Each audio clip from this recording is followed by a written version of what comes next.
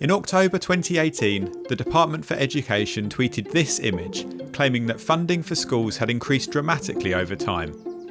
This was part of a consistent message put out by the Department of Education that, contrary to claims by teachers and parents that schools were being underfunded, schools were in fact receiving more money than ever.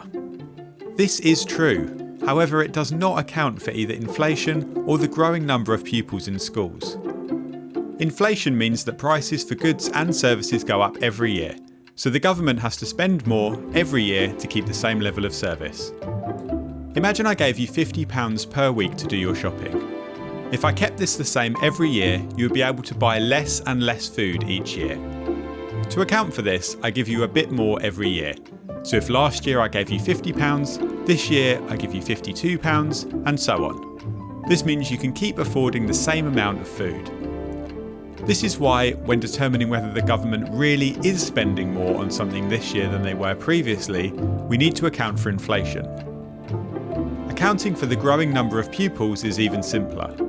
The more pupils you have, the more people the school's budget has to be split between. Hence, the government has to spend more money just to make sure the service for each pupil stays the same. When you take both of these things into account, the actual amount of money the government spent per pupil actually went down by 8% between 2009 and 10 and 2017 and 18. So the people who were complaining about school budgets being cut were right. If you want to explore this and many more interesting areas of research, apply to study at the School of Social Policy, Sociology and Social Research at the University of Kent.